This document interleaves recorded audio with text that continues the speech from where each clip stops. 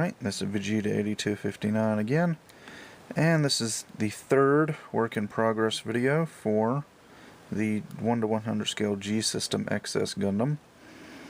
And we're going to start off this part by going over panel lining.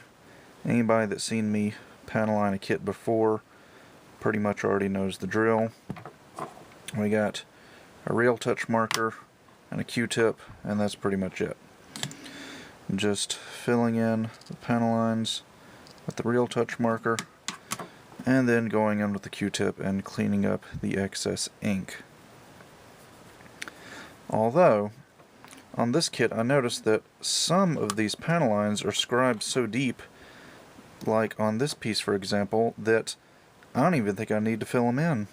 Because, I mean, I haven't inked these in, yet they're scribed so deeply that even if I did ink them in, you wouldn't even be able to tell. So some of these I may actually even be able to just skip over because it'd be kind of pointless. Alright, so now on to the decals. The good thing about this kit is that G-System gives us plenty of decals for it. This is a pretty large sheet. Probably 5 by 7 inches at least. And another good thing is that all of the decals are pre-cut, so I won't have to cut these out myself. They're pre-cut just like Bandai decals, so that'll definitely save on the work. Now the only bad thing really about the decals, and really this is common amongst most resin kits, is that if they do give you decals, very, very rarely do they give you instructions on where to put them. So basically all we've got to go with are the photos that G-System included with the kit.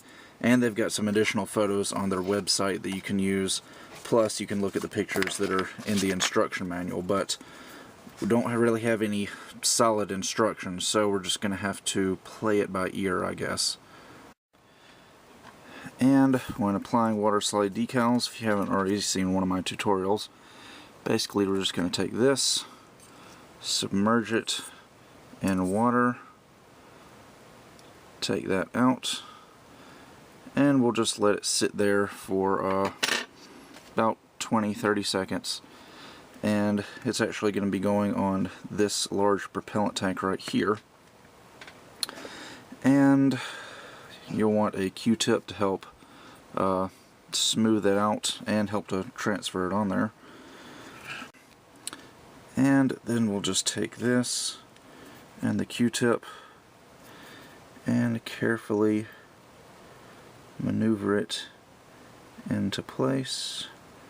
Pull out the backing from under the decal, and there we go.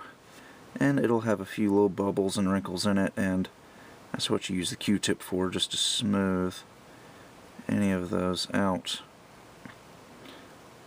Now there are some decal solutions you can use, like Mr. Mark Softer and Mr. Mark Setter.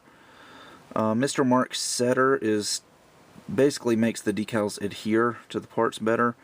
I haven't really had a problem with decals not adhering well, so I don't really see the need to use Mr. Mark Setter. Of course, I guess that depends on your decals and your type of paint you're using. However, I do like to use Mr. Mark Softer, and what it does is it actually softens the decal to where it'll get into these little creases and crevices. See how it goes along 2 panel lines right there? The Mr. Mark Softer will help it kind of snuggle down in those panel lines. Also, this is really helpful for putting decals across curved surfaces. For example, if there was one on the front right here, it would really help the decal adhere to that rounded surface. And now that all the decals have finally been applied, we can move on to top coating. Now, I actually get a lot of questions about what kind of top coat I use. Most of the time, I use Krylon Clear Flat top coat. And it's a good, cheap, flat top coat, and I think it turns out pretty well. I've already top coated these parts, and as you can kind of maybe see, they're not glossy anymore. They're actually quite flat. And this stuff is readily available at Walmart or Home Depot or pretty much anywhere you go. You can find it. Basically, just spray it on. I mean, There's no real technique to it, so just point and spray and it should get the job done. Alright, and usually top coat is the last step when painting a model kit for me, but in this case we have one last step to do after top coating, and that is photo etch. As you can see, I've used about half of them already. It's because about half of them had to be painted, and those have already been put on the kit and painted and top coated and all that. And a few of these I didn't want to be painted or top coated. I wanted them to stay shiny silver, so that's why I waited until after top coating. So basically the idea is just like on a plastic model kit. You've got a runner and you've got parts, and you just clip them off and then put them onto the kit. The only difference is that this is a thin sheet of metal rather than a runner of plastic parts. And I know that they make special photo etch scissors, but seeing as how this is the only kit I own that has photo etch parts, and after working with them, honestly I can probably say this might be the last kit I ever buy with photo etch parts. I didn't feel the need to fork out the money to buy the special scissors, so I'm just using my plastic nippers. So basically, like I said, it's just like on a plastic kit. You go in, carefully cut the parts off, like so. And sometimes it's a bit harder simply because it's metal instead of plastic.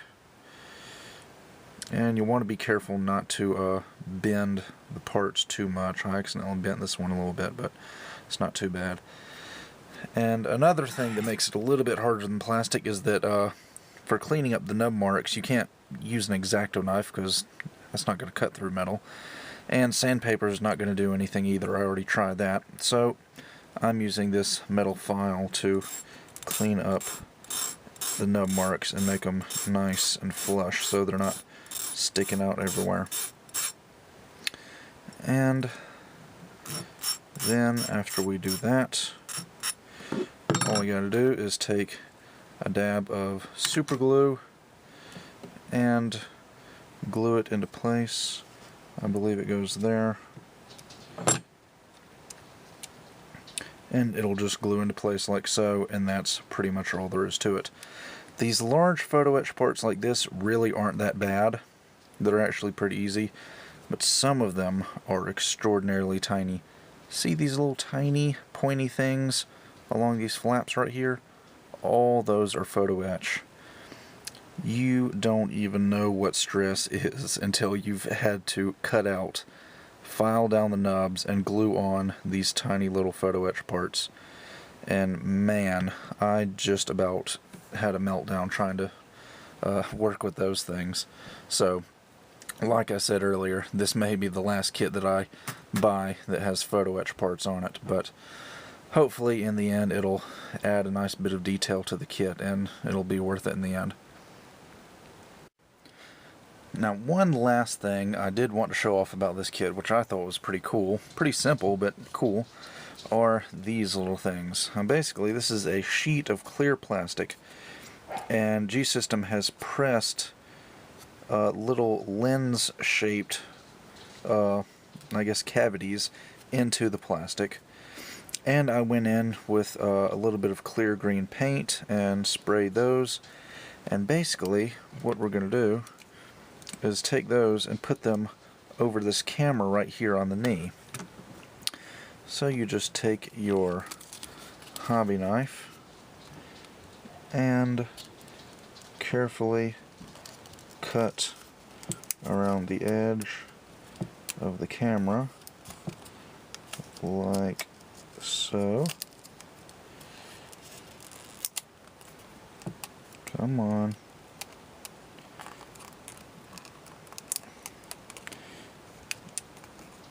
If it'll come off. Okay, there we go.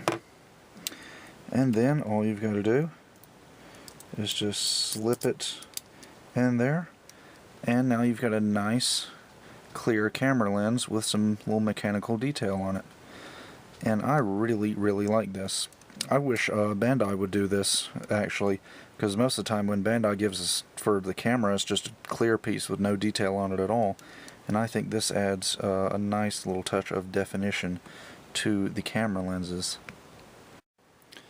And when it's all said and done and all of the assembly is finally complete, this is what we are left with.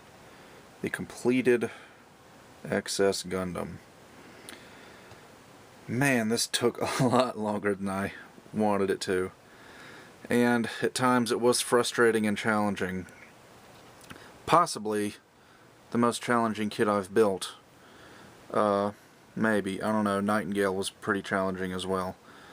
But, overall, I think I'm satisfied with the end result. So, I guess that about does it for the third and final work in progress video. And after this, you guys can look forward to a review of this kit. So, make sure to watch out for that. It will be coming up really soon. So, with that, I will see you guys next time.